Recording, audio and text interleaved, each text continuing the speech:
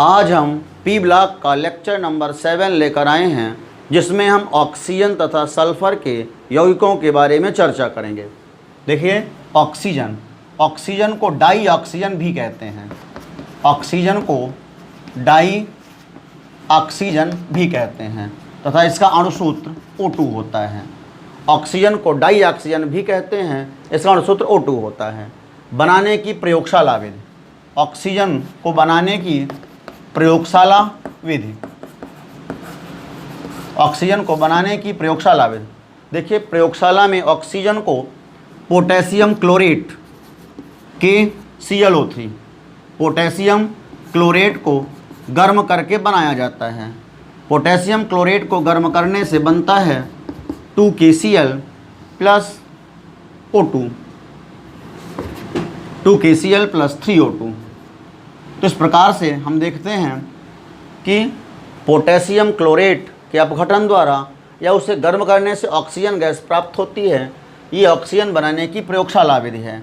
इसके अलावा oxygen gas को नाइट्रेट को गर्म करके पोटेशियम नाइट्रेट को गर्म करने से भी ऑक्सीजन प्राप्त होती है।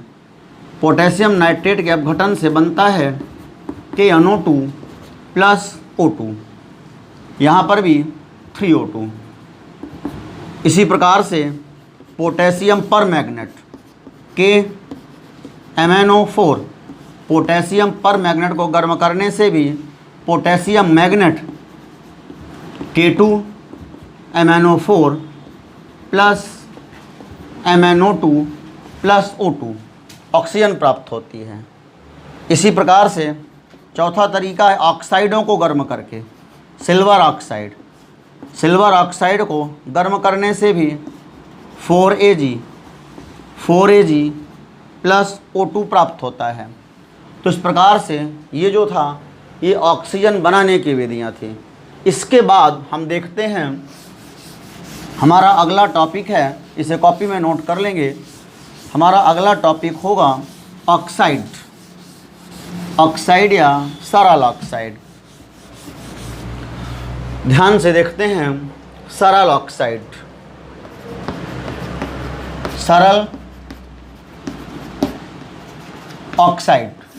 ये क्या होते हैं, कॉपी में नोट करेंगे। जब कोई तत्व फ्लोरीन के अलावा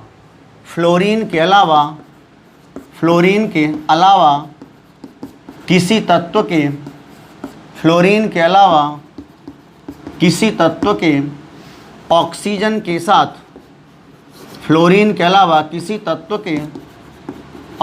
के साथ बना द्विअंगी यौगिक ऑक्साइड या सरल ऑक्साइड कहलाता है। ऑक्साइड या सरल ऑक्साइड कहलाता है जब कोई तत्व फ्लोरीन के अलावा, चूँकि फ्लोरीन के साथ जो है ऑक्सीजन जब क्रिया करेगा तो वहाँ पर फ्लोराइड बन जाता है, क्योंकि फ्लोरीन की निर्भरता ज़्यादा होती है ऑक्सीजन से। फ्लोरीन के अलावा जब कोई तत्व ऑक्सीजन के साथ क्रिया करके द्विअंगी यौगिक बनाता है, तब उसे ऑक्साइड कहते हैं। अब यदि हम ऑक्साइड के प्रकारों की बात करें तो ऑक्साइड का जो वर्गीकरण है, यह 2 आधारों पर किया गया है। ऑक्साइड का वर्गीकरण 2 आधारों पर किया गया है। इसका पहला वर्गीकरण है ए नंबर, ऑक्सीजन की मात्रा के आधार पर। ऑक्सीजन की मात्रा के आधार पर देखिए, ऑक्सीजन की मात्रा के आधार पर ऑक्साइड 4 प्रकार के होते हैं। पहला ऑक्साइड होता है सामान्य ऑक्साइड। सामान्य ऑक्साइड ये क्या होता है? देखिए, जब ऑक्सीजन परमाणु जो है किसी भी तत्व की सामान्य संयोजकता को संतुष्ट करते हुए जुड़ता है, तो इस प्रकार का ऑक्साइड सामान्य ऑक्साइड कहलाता है। जब ऑक्सीजन परमाणु किसी भी तत्व की सामान्य संयोजकता को संतुष्ट करते हुए जुड़ता है, तो इस प्रकार के ऑक्साइड को सामान्य ऑक्साइड कहते हैं। जैसे H2O, MgO, Al2O3, ये जो है तो ये सामान्य ऑक्साइड होते हैं। दूसरा ऑक्साइड होता है बहु ऑक्साइड, दूसरा ऑक्साइड होता है बहु ऑक्साइड। बहु ऑक्साइड ये क्या होता है? देखिए इसमें क्या होता है, जब ऑक्सीजन की मात्रा, वह ऑक्साइड, ऐसे कह सकते हैं वे ऑक्साइड जिनमें ऑक्सीजन की मात्रा आवश्यकता से ज़्यादा होती है, नाम है बहु ऑक्साइड। वे ऑक्साइड जिनमें ऑक्सीजन की मात्रा आवश्यकता से ज़्यादा होती है बहु ऑक्साइड कहलाते हैं। इसके अंतर्गत पराक्साइड, इसके अंतर्गत पराक्साइड जैसे sodium peroxide Na2O2, barium peroxide, इसके अलावा पराक्साइड के अलावा जो है तो सुपर ऑक्साइड, पराक्साइड के अलावा सुपर ऑक्साइड, सुपर ऑक्साइड में जैसे KO2, potassium super oxide, RbO2 आदि ये आते हैं। और इसके अलावा डाई ऑक्साइड, इसके अलावा जो है तो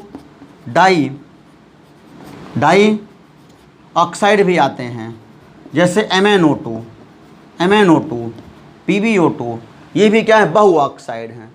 तो इसका आप ध्यान रखेंगे, ऑक्सीजन की मात्रा के आधार पर जो ऑक्साइड है वो 4 प्रकार के होते हैं, जिनमें हमने आपको 2 बताए, सामान्य ऑक्साइड और बहु ऑक्साइड। इसके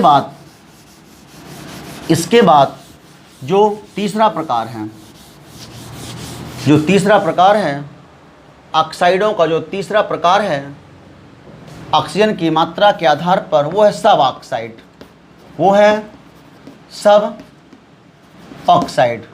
ये ऐसे ऑक्साइड होते हैं जिनमें ऑक्सीजन की मात्रा आवश्यकता से कम होती है। वे ऑक्साइड जिनमें ऑक्सीजन की मात्रा आवश्यकता से कम होती है सब ऑक्साइड कहलाते हैं। जैसे C3O2 कार्बन सब ऑक्साइड और नाइट्रस ऑक्साइड N2O आदि, ये सब ऑक्साइड होते हैं। चौथा जो ऑक्साइड होता है वो होता है मिश्रित, चौथा ऑक्साइड होता है मिश्रित ऑक्साइड। ये क्या होता है? ये जो है सरल ऑक्साइडों के मिश्रण होते हैं। ये जो है कम से कम 2 सरल ऑक्साइडों के मिश्रण होते हैं, जैसे Pb3O4 लेड ऑक्साइड हो गया, इसके अलावा Fe3O4, ये क्या है मिश्रित ऑक्साइड हैं। ये जो है FeO और Fe2O3 से बनता है, ऐसे ये PbO से बनता है। तो इस प्रकार से ये जो है ऑक्सीजन की मात्रा के आधार पर जो ऑक्साइड है ये 4 प्रकार के होते हैं। इसके बाद हम देखते हैं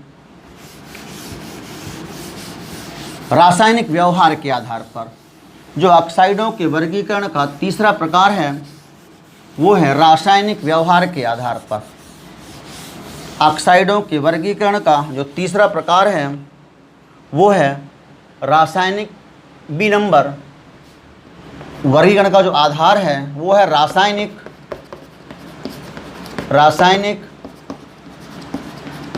व्यवहार के आधार पर। देखिए रासायनिक व्यवहार के आधार पर जो ऑक्साइड हैं ये भी 4 प्रकार के होते हैं। पहला होता है अम्लीय ऑक्साइड, पहला अम्लीय ऑक्साइड। ध्यान से देखें अम्लीय ऑक्साइड क्या होता है। सबसे बड़ी बात, मुख्य बात, ये अधातुओं के ऑक्साइड होते हैं। ये जो है ये अधातुओं के ऑक्साइड, ये अधातुओं के ऑक्साइड होते हैं जो जल से क्रिया करके अम्ल बनाते हैं। कॉपी में नोट कर लेंगे, जो जल से क्रिया करके अम्ल बनाते हैं वह क्षार से क्रिया करके लवण बनाते हैं। वह क्षार से क्या करके लवण बनाते हैं, जैसे CO2 हो गया, SO2 हो गया, NO2 हो गया। ये अधातुओं के ऑक्साइड हैं। Carbon dioxide, sulphur dioxide, nitrogen dioxide, इसके अलावा SO3 भी है, SO3 भी तो ये सब क्या है, ये आपके अम्लीय ऑक्साइड हैं। देखेंगे जैसे अपना CO2 है, CO2 यह जल के साथ क्रिया करेगा तो ये बनाता है H2CO3, H2CO3। इसी प्रकार से जब ये क्रिया करेगा NaOH के साथ, जब ये क्रिया करता है NaOH के साथ, तब ये बनाता है NaHCO3, सोडियम बाइकार्बोनेट, जो कि एक लवण है, NaHCO3। तो इस प्रकार से रासायनिक व्यवहार के आधार पर ये पहला ऑक्साइड था अम्लीय ऑक्साइड। इसे कॉपी में नोट कर लेंगे। इसके बाद देखते हैं अपने दूसरे ऑक्साइड को। अम्लीय ऑक्साइड के बाद जो दूसरा ऑक्साइड है वो होता है क्षारीय ऑक्साइड। दूसरा ऑक्साइड होता है वो होता है क्षारीय ऑक्साइड। क्षारीय ऑक्साइड जो है, तो ये कैसे ऑक्साइड होते हैं, ये धातुओं के ऑक्साइड होते हैं। ध्यान से देखेंगे, ये धातुओं के ऑक्साइड, ये धातुओं के ऑक्साइड होते हैं जो जल से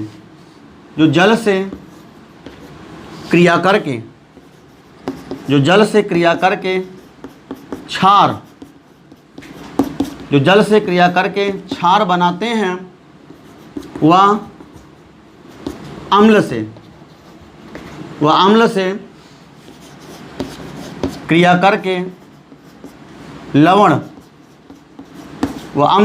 करके लवण बनाते हैं। धातुओं के ऑक्साइड जैसे अपना सोडियम ऑक्साइड हो गया, Na2O, पोटेशियम ऑक्साइड हो गया, इसके अलावा मैग्नीशियम ऑक्साइड हो गया, कैल्शियम ऑक्साइड हो गया, एल्यूमिनियम ऑक्साइड हो गया। ये सभी क्या हैं, ये सभी क्षारीय ऑक्साइड हैं। ये जल के साथ जाकर के क्षार बनाते हैं। जैसे Na2O प्लस H2O, जब ये रिएक्शन करता है तब बनाता है 2NaOH, और वहीं पर जब ये क्रिया करता है Na2O, जब ये क्रिया करता है किसी भी अम्ल के साथ, HCl के साथ, तो HCl के साथ क्रिया करने पर ये लवण बना लेता है 2NaCl प्लस H2O। ये बना लेता है 2NaCl प्लस H2O। तो इस प्रकार से दो ऑक्साइड हमने देखे। रासायनिक व्यवहार के आधार पर अम्लीय ऑक्साइड व क्षारीय ऑक्साइड को हमने देखा। इसे कॉपी में नोट कर लेंगे। इसके बाद हम देखते हैं अपने अगले ऑक्साइड को। रासायनिक व्यवहार के आधार पर जो तीसरा ऑक्साइड होता है वो होता है उदासीन ऑक्साइड। वो होता है उदासीन ऑक्साइड। ये क्या होते हैं, ये ऐसे ऑक्साइड होते हैं जो उदासीन ऑक्साइड जो हैं, ये ऐसे ऑक्साइड होते हैं जो अम्ल व क्षार दोनों से क्रिया नहीं करते हैं। ये ऑक्साइड अम्ल व क्षार से क्रिया नहीं करते। ये ऑक्साइड जो है अम्ल व क्षार से क्रिया नहीं करते। जैसे carbon monoxide, H2O, NO, N2O, ये सभी क्या हैं, ये सभी उदासीन ऑक्साइड होते हैं। इसके अलावा अगला होता है उभयधर्मी ऑक्साइड। इसके अलावा होता है उभयधर्मी ऑक्साइड। ये कैसे ऑक्साइड होते हैं, देखिए ये ऑक्साइड ऐसे होते हैं जो अम्ल व क्षार दोनों से करके लवण बनाते हैं। वे ऑक्साइड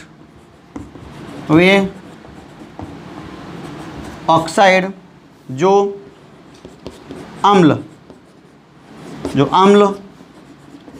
व क्षार से क्रिया करके लवण बनाते हैं।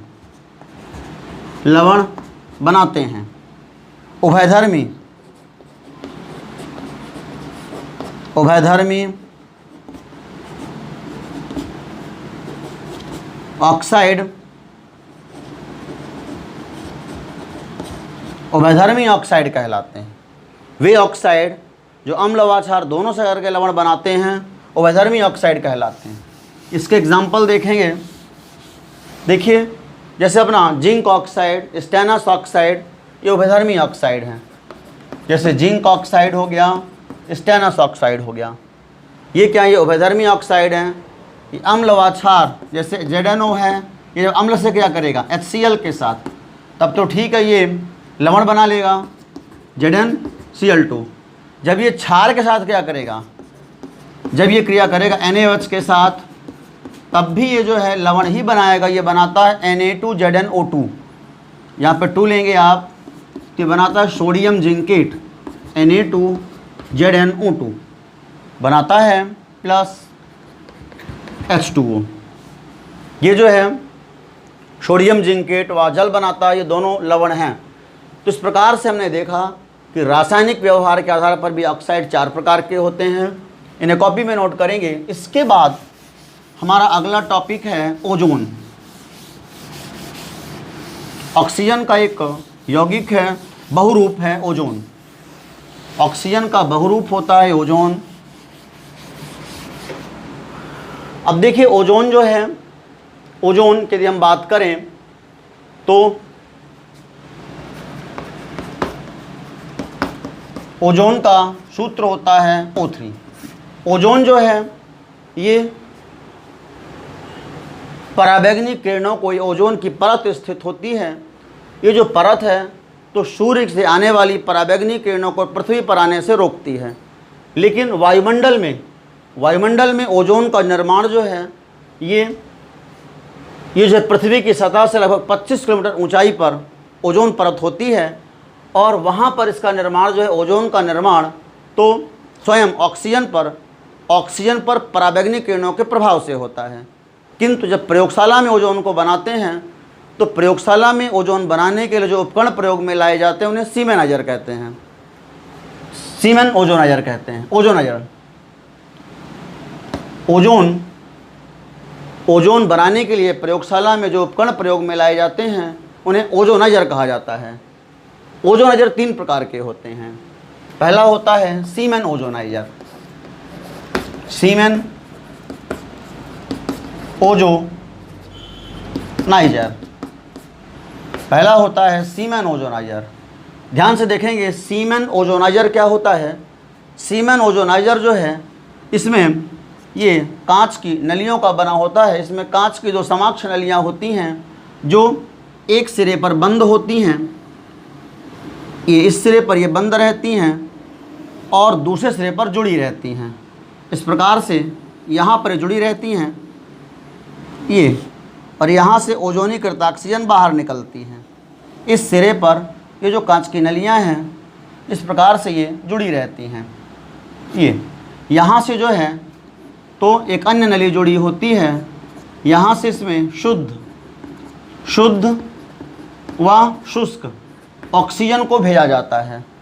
यहाँ पर इन नलियों के बाहरी व भीतरी सिरे पर टिन की पन्नियाँ चढ़ी होती हैं। ये इसका भीतरी सिरा है, ये बाहरी सिरा है। तो भीतरी व बाहरी सिरों पर टिन की पन्नियाँ चढ़ी होती हैं। ये जो है तो ये टिन पत्र हैं, ये टिन पत्र हैं। इसकी बाहरी व भीतरी सतह पर टिन की पन्नियाँ चढ़ी होती हैं और इन पन्नियों को प्रेरण कुंडली से जोड़ दिया जाता है। इनको प्रेरण कुंडली से जोड़ दिया जाता है।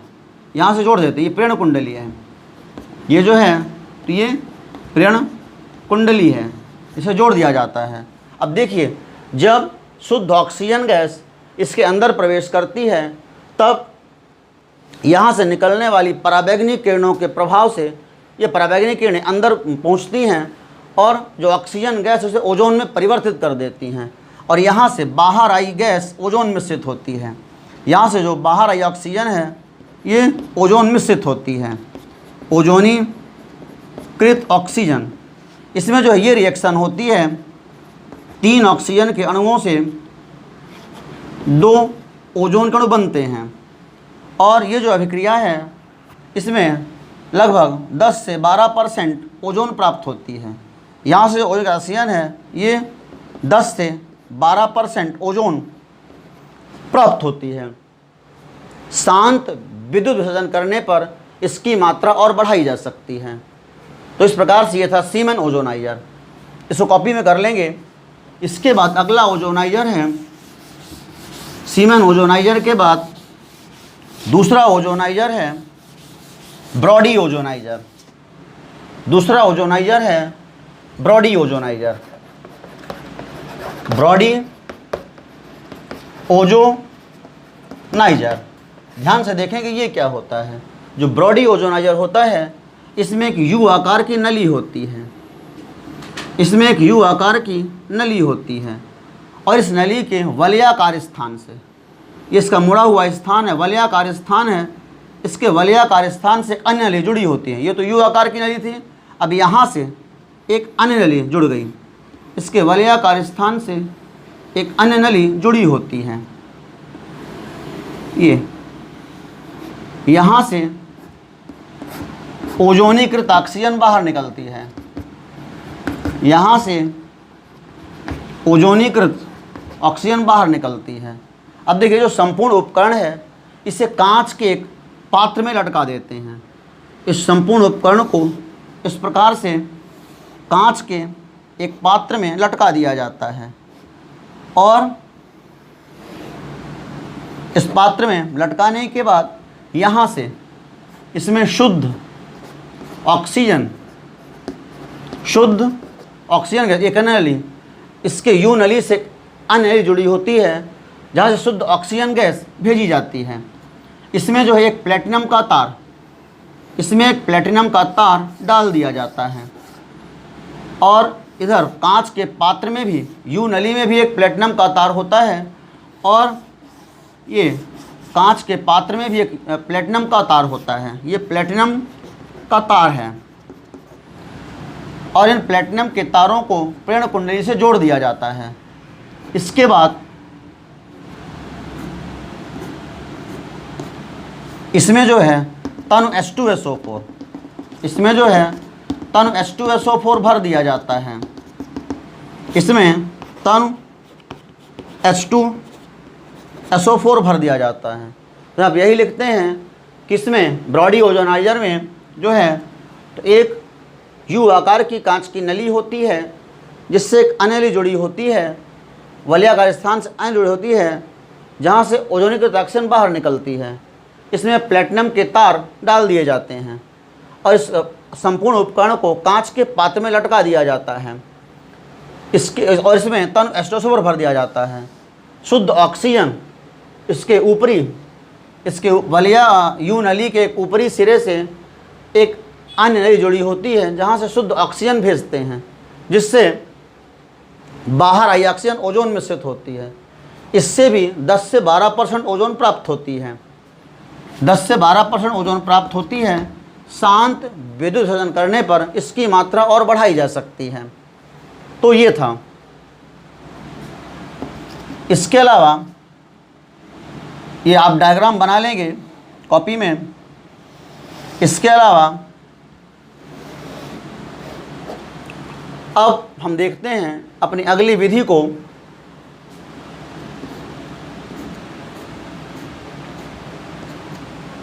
अगली विधि को देखते हैं। ब्रॉडी ओजोनाइजर के बाद अगला ओजोनाइजर है सीमेन हाल्स के ओजोनाइजर। इसे कॉपी में बना लेंगे। अगला ओजोनाइजर है सीमेन हाल्स के ओजोनाइजर। अगला ओजोनाइजर है तीसरा ओजोनाइजर, जिससे अपन बना सकते हैं ओजोन को। ये है सीमेन हाल्स के ओजोनाइजर। ये क्या होता है? देखिए सीमेन हाल्स के ओजोनाइजर जो है, इसमें 10 से 12 कांच की नलियां होती हैं। इस प्रकार से 10 से 12 कांच की नलियां होती हैं, जिन्हें एक क्रम में लगा दिया जाता है, और इसके अंदर एल्यूमिनियम का, ये कांच की नलियां हैं, इसके अंदर एल्यूमिनियम के इलेक्ट्रोड डाल दिए जाते हैं, और इसे, इन इलेक्ट्रोडों को एक कांच के आयताकार गुटके में रखा जाता है, तथा इसे, इन कांच की नलियों को एक लोहे के बॉक्स में, ये लोहे का बॉक्स है, इस लोहे के बॉक्स में लटका दिया जाता है। इसे एक लोहे के बॉक्स में लटका देते हैं जिसमें नीचे से एक अन्य नली, जिसके निचले सिरे से अन्य नली जुड़ी होती है। यहाँ से शुद्ध ऑक्सीजन भेजी जाती है जो इन नलियों में होकर के प्रवेश करती है और इन इलेक्ट्रोडों को प्रेरक कुंडली से जोड़ दिया जाता है, जिससे 8000 से 10000 वोल्ट का विद्युत प्रवाहित करते हैं। इन इलेक्ट्रोडों में 8000 से 10000 वोल्ट का विद्युत प्रवाहित करते हैं और इसमें जो शुद्ध ऑक्सीजन यहाँ से भेजते हैं जो नलियों में से होकर के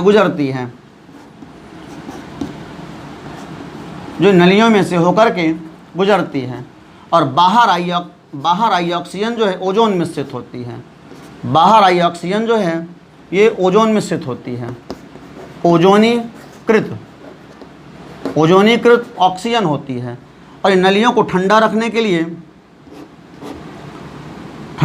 लिए यहाँ से ठंडा जल प्रवाहित करते हैं और इसके ऊपरी सिरे से गर्म जल को बाहर निकालते हैं। तो इस प्रकार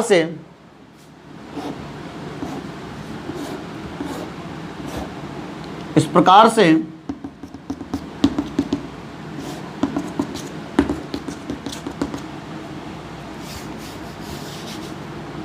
इस डायग्राम को आप कॉपी में बना लेंगे।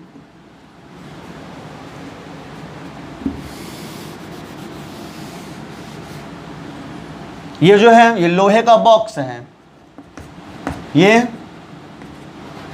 लोहे का बॉक्स है, ये कांच की नलियां हैं या कांच की पोर्सिलीन की नलियां हैं। तो ये जो है कांच का टुकड़ा है, तो इस प्रकार से ये थी सीमेन हाल्स के ओजोनाइजर। इसके बाद अब हम देखते हैं, इसे कॉपी में करेंगे। इसके बाद अगला टॉपिक है सल्फ़र। यदि हम सल्फ़र की बात करें तो सल्फ़र जो है सल्फ़र के दो अपर रूप होते हैं। यदि हम सल्फ़र दो अपर रूपों में होता है, क्रिस्टलीय और अक्रिस्टलीय। क्रिस्टलीय अपर रूप, यदि हम क्रिस्टलीय अपर रूप की बात करें तो सल्फ़र का क्रिस्टलीय रूप जो है इसके दो अपर रूप होते हैं। सल्फ़र के क्रिस्टलीय रूप के दो अपर रूप होते हैं। पहला होता है अल्फ़ा सल्फ़र, जिसे विषम लंबाक्ष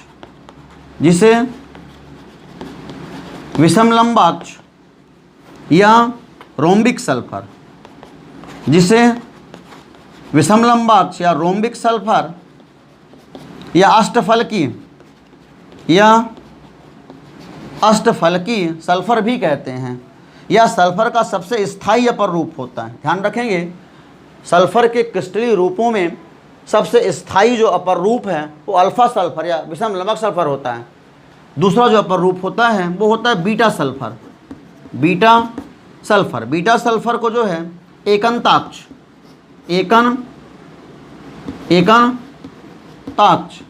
या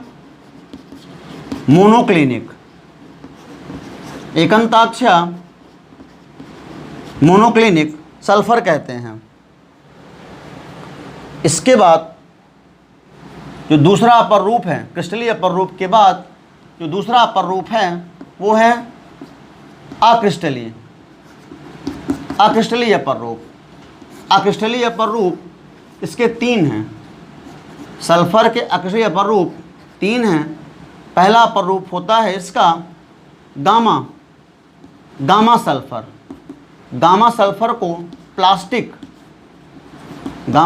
को प्लास्टिक सल्फ़र भी कहते हैं। इसके अलावा दूधिया सल्फ़र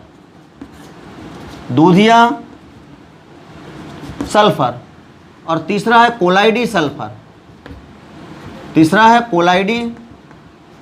सल्फ़र।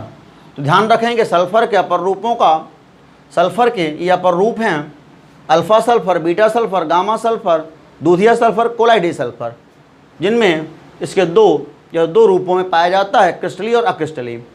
इसके बाद हम चलते हैं सल्फर के ऑक्सी अम्लों के बारे में, इसे कॉपी में नोट करेंगे। इसके बाद ये बहुत ही महत्वपूर्ण टॉपिक है अगला, सल्फर के ऑक्सी अम्ल। अगला बहुत ही महत्वपूर्ण टॉपिक है, ये टॉपिक है सल्फर के ऑक्सी अम्ल। सल्फर के ऑक्सी अम्ल, ध्यान से देखेंगे, ये जो ऑक्सी अम्ल हैं ये हम आपके सामने बना रहे हैं और इस चार्ट को आप लिखेंगे, इस तरह का चार्ट बनाएंगे। इस चार्ट में देखिए सबसे पहले हम लिखेंगे यहाँ पे संरचना, संरचना लिखेंगे।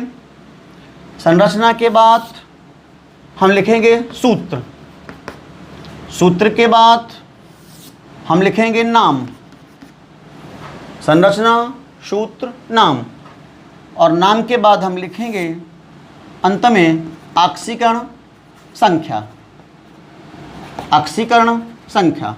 देखिए सबसे पहला जो ऑक्सी अम्ल है उसे अपन देखते हैं, ठीक से समझेंगे बहुत ही सरल ढंग से, इसलिए हम समझा रहे हैं आपको। पहला ऑक्सी अम्ल है sulphur double bond sulphur, double bond O और दो ठो OH।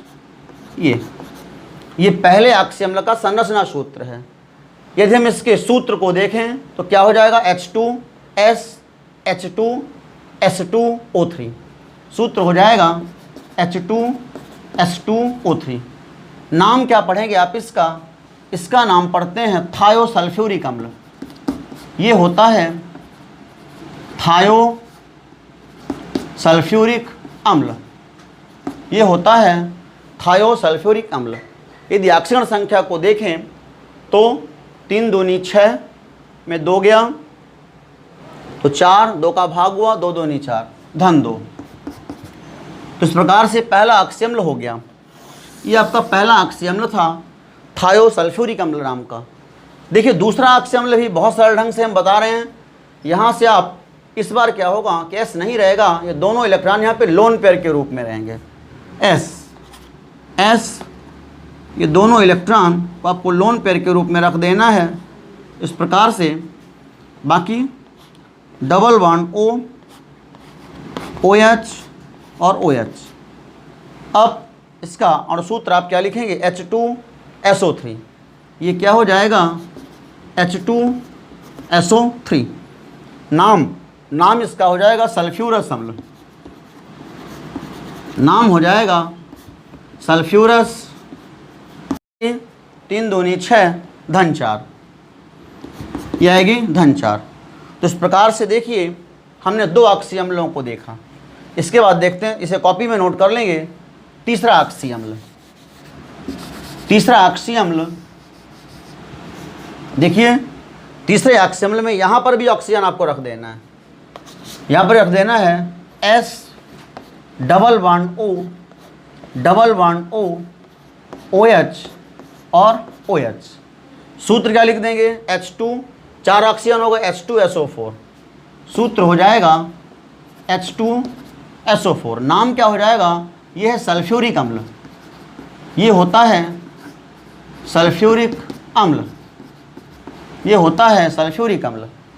आखिर क्या हो जाएगी, 4 दूनी 8 में 2 गया, धन 6, ये धन 6। तो इस प्रकार से ये तीसरा ऑक्सी अम्ल हो गया। अब इसके बाद हम देखते हैं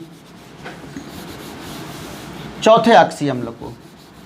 देखिए जो चौथा ऑक्सी अम्ल है उसमें आपको क्या करना है, ये 2 सल्फ्यूरिक अम्ल को जोड़ देना है। देखेंगे बोर्ड की तरफ, S double bond O, S double bond O। देखते हैं S डबल बॉन्ड O और एक डबल बॉन्ड O यहाँ पर हाई है ना। इसके बाद एक यहाँ पर OH भी है, ठीक है, एक O और S double bond O, OH double bond O। देखिए ये जो चीज़ बन गई, इसमें 2 सल्फ्यूरिक अम्ल के अणुओं से जल का अणु बाहर निकला है अर्थात इसे डाई सल्फ्यूरिक अम्ल या पायरोसल्फ्यूरिक अम्ल कहा जाता है। इसे पढ़ते हैं डाई सल्फ्यूरिक अम्ल। ये है सूत्र, इसका अणुसूत्र आप क्या लिखते हो, अणुसूत्र हो जाएगा इसका H2S2 और O7, H2S2O7, ये ओलियम भी कहलाता है। इसी को ये है डाई सल्फ्यूरिक अम्ल, डाई सल्फ्यूरिक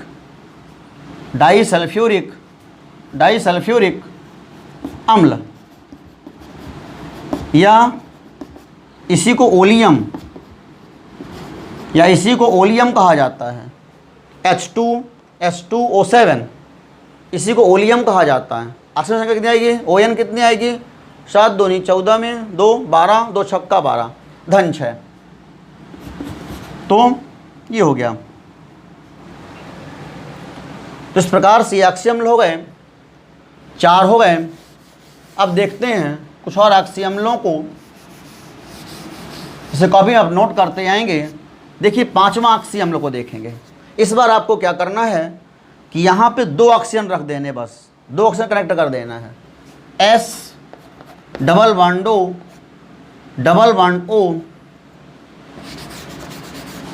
देखेंगे S डबल बॉन्ड O, और यहाँ पे OH रहेगा ही, OH के अलावा OS डबल बॉन्ड OH और डबल बॉन्ड O। ये अम्ल जो है ये क्या होता है, देखिए इसका सूत्र आप क्या लिखेंगे, इसका सूत्र आप लिखते हैं H2S2 और O कितने हो गए, 4 2 6 2 8, H2S2O8 आप इसका सूत्र लिखते हो। ये कहलाता है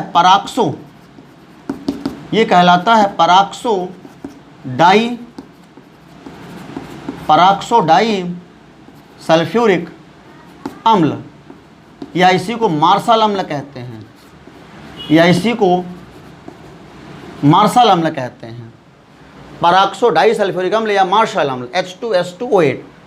अक्षर कितनी आएगी, अक्षर संख्या देखिए यहाँ पे क्या होगा, इससे अक्षर संख्या जो है धन 6 आती है। कैसे आती है, H2 यानी धन 2 प्लस 2x प्लस इसमें 2 ऑक्सीजनों का अक्षर संख्या -1 होती है, तो ये -2 हो गया। अब बचते हैं 6, तो 12, 2x प्लस 12 -12, ये कट गए, भाग दियो धन 6। जिसमें अक्षर संख्या जो है ये कितनी आती है, धन 6 आती है। आपको ध्यान रखना है इसमें 2 ऑक्सीजन एटम की अक्षर संख्या -1 होगी, जो कि यहाँ पे पेरोक्साइड लिंकेज है। इसके बाद अगला जो ऑक्सीय अम्ल है, उसे देखते हैं। इसमें अपन क्या करेंगे, अपने दोनों ऑक्सीजन हटा लेंगे यहाँ के, तब क्या हो जाएगा, दोनों ऑक्सीजन हटाने पर जो स्ट्रक्चर इस प्रकार से बन जाता है, S डबल बॉन्ड O सीधा जुड़ जाता है S डबल बॉन्ड O। ठीक है, एक बार फिर से देखते हैं, S double bond O single bond S double bond O, बाकी यहाँ डबल बॉन्ड O, यहाँ डबल बॉन्ड O, OH और OH ये रहते हैं। सूत्र कैसे लिखते हैं, सूत्र हो जाता है इसका H2S2 और O 2 2 4 2 6, H2S2O6। नाम क्या लिखते हैं इसका, ये है थायोनिक अम्ल। ये जो है तो ये होता है थायोनिक अम्ल, इसकी अक्षर संख्या कितनी आ जाएगी, 6 दूनी 12 में 2 गया 10, 2 पंचे 10, धन 5। ये इस प्रकार से एक और ऑक्सीय अम्ल बच रहा है, उसे भी करते हैं, देखते हैं, जिसे कॉपी में नोट करेंगे। अगला ऑक्सीय अम्ल इसका है एक और, वो होता है S double bond O OH bond O और बॉन्ड H, ये होता है। ये क्या है, ये है पराक्सो मोनो सल्फ्यूरिक अम्ल। ये है पराक्सो मोनो सल्फ्यूरिक अम्ल।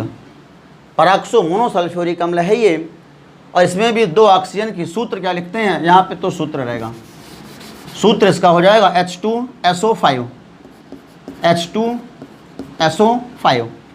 देखिए इसमें 2 ऑक्सीजन की -1 होगी तो इसमें वही चीज़ होगी, +6 आ जाएगी इस पर भी, ठीक है, +6 आ जाएगी इसकी भी।